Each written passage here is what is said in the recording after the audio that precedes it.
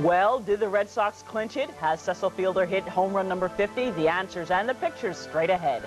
Also tonight on Channel 11 News, a rally at City Hall takes a turn against Mayor Dinkins. And after another cop is shot, the 18th this year in New York City, there are new questions about putting more moving targets in blue on the beat. Drug money and luxury cars. We'll show you how drug agents went on a test drive. And women and cancer. Tonight, cigarette ads that target women are under attack from the Surgeon General. This was the first day of unity for a reunited Germany. In our cover story tonight, a special point of view, how Israel feels about reunification. We'll tell you about the town that wants to ban basketball. And we'll show you how to play volleyball with your feet. You'll not believe your eyes. Channel 11 News is next.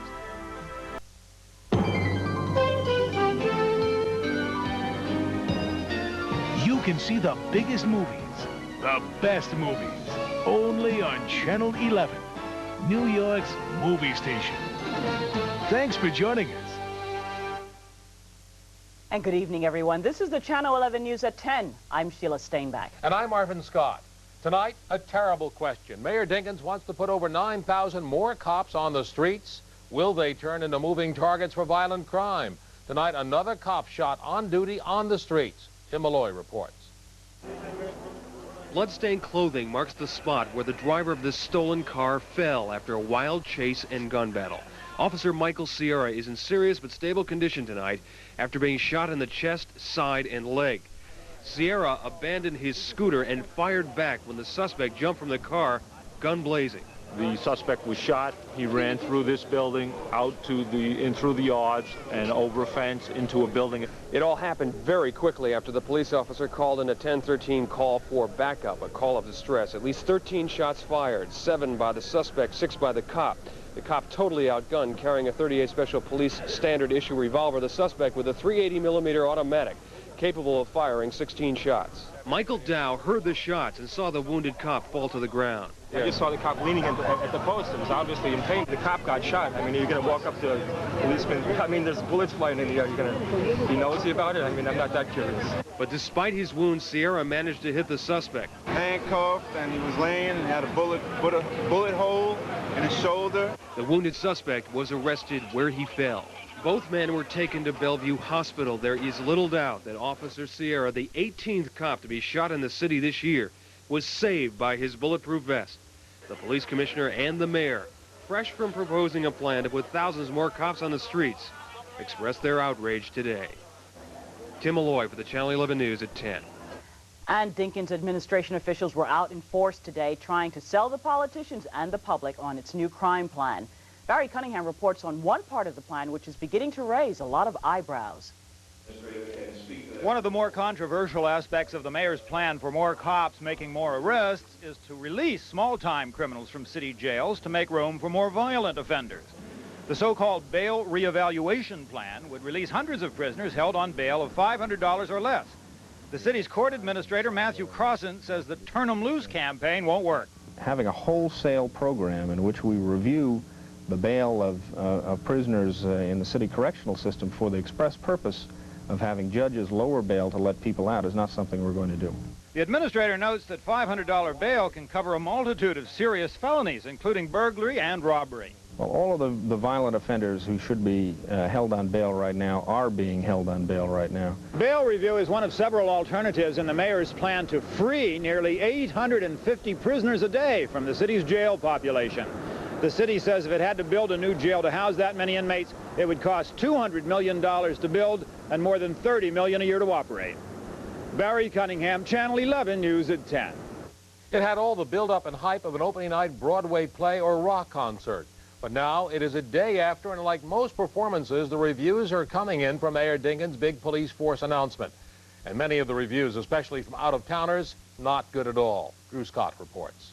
As you will recall, Mayor Dinkins' plan to put a higher tax on commuters from Long Island and other surrounding counties to pay for his war on New York City crime has these two men angry. They are Nassau County Executive Thomas Galata, a Republican, and Suffolk County Executive Patrick Halpin, a Democrat.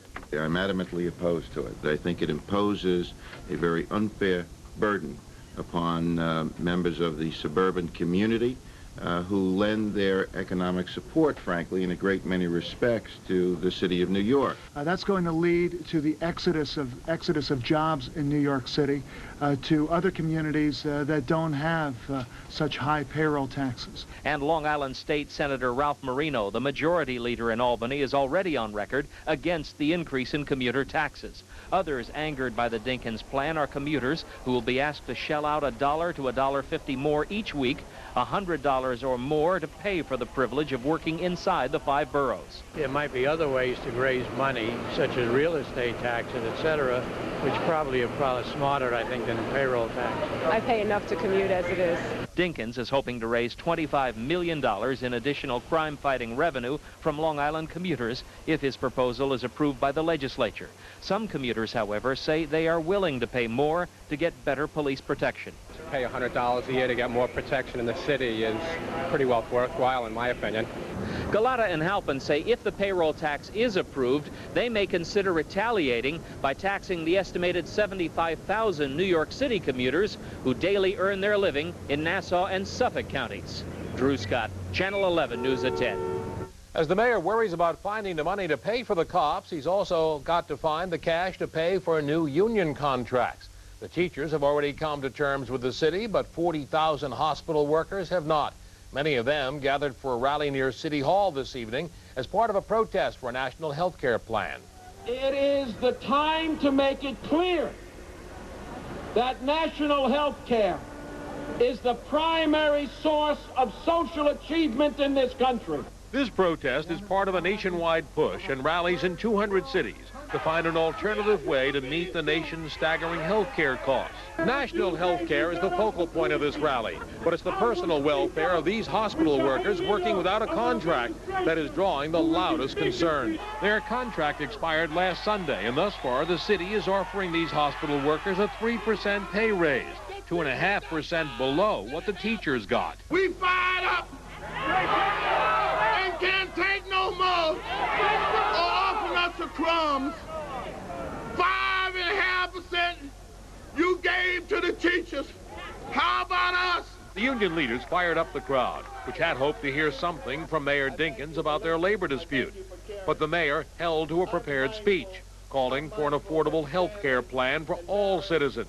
But his only reference to the local hospital workers' contract dispute was not what the crowd wanted to hear. And I know there's not a soul out there that expects labor negotiations to be conducted from this platform. I understand it can't be negotiated up there just in one day, but at least give us some kind of hope. He should have said something about the raise or some type for the money, and we ain't get nothing. We work hard. The contract, he didn't want to mention it. He couldn't want to mention it because there's money, but he doesn't want to admit where the money is. The city hospital workers say their contract should be on par with the almost 8% increase gained by private hospital workers. Home heating oil prices have jumped nearly 12 cents a gallon in New York State this past week, and it isn't even cold yet. The state's consumer chief says this increase is shocking, and he says artificial forces are driving the price up. Richard Kessel believes it's time for a full-scale investigation by the U.S. Justice Department. The federal government doesn't go after this entire industry and look at how we could have a situation where we have these high heating oil prices. There's more heating oil in inventory, more distillate, more oil here in the country than ever before. Demand is low, yet heating oil prices are jumping through the roof. Federal government doesn't do anything. We're going to have a disastrous winter price-wise. Middle-class families are not going to be able to keep up with their heating bills this winter. And Kessel says the average cost of home heating oil has risen by nearly 36 cents a gallon since the Iraqi invasion in August.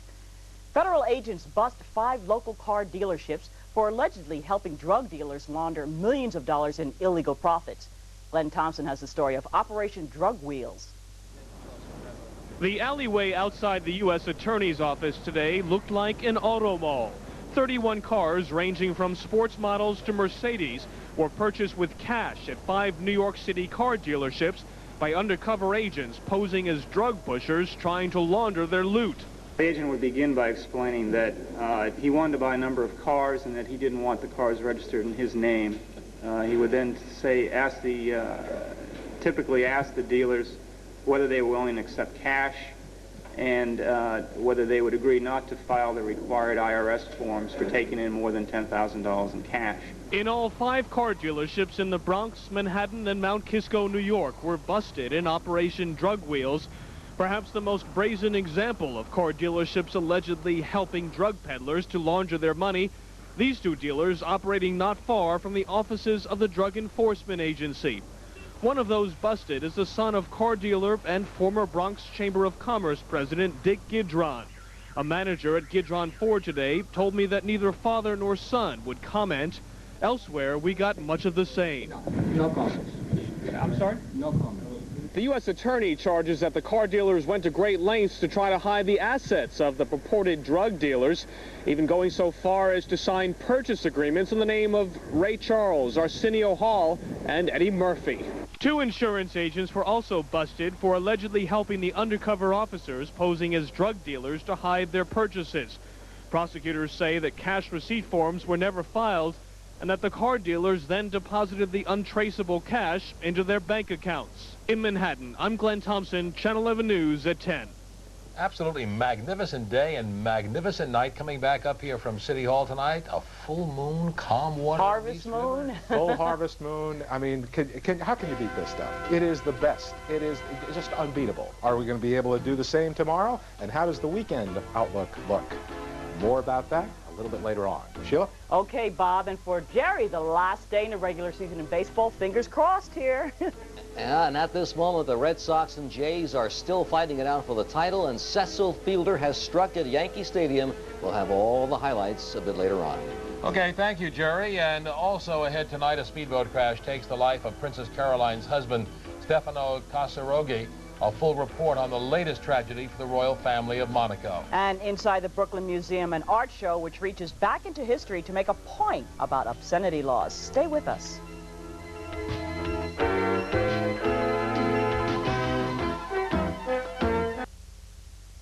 Eight suspects charged in the murder of a Utah tourist were denied bail today. At a court hearing, the prosecution said it has written and videotaped confessions from the 8. But the judge has yet to decide if these statements will be allowed in court. All 8 are charged in the stabbing death of Brian Watkins, killed on a subway platform Labor Day weekend while trying to protect his family from a gang of muggers. And lawyers will use the insanity defense in the case of Julio Gonzalez. He's the man charged with mass murder in last year's fire at the Happy Land Social Club in the South Bronx. Gonzalez reportedly confessed to setting the blaze, which killed 87 people. Both sides will present psychiatric evaluations at the next court date, November 15th. Daniel Rakowitz is a former mental patient. He thinks he is God, and he wants his jury made up solely of people who smoke marijuana. And yet today, a Manhattan judge found Rakowitz competent to stand trial for the murder of his girlfriend last year. Police say Rakowitz killed the woman, cut up her body, boiled the bones, and hid them in a locker at the Port Authority. A store owner in Fort Lauderdale, Florida, could be spending up to a year in jail, all because he sold someone a record album. A Fort Lauderdale jury found a record store owner, Charles Friedman, guilty on obscenity charges. He was convicted for selling the controversial Two Live Crew album, As Nasty as They Want to Be, after a federal judge banned that album in southern Florida. A judge will sentence Freeman next month. Freeman says he did not get a fair trial because the jury was all white. The fine line between fine art and pornography has been widely debated this year, thanks in large part to the Robert Mapplethorpe exhibit that has been touring the country. Now the debate is raging in Brooklyn, where a new exhibit is raising eyebrows intentionally for museum officials. Here's Barry Cunningham.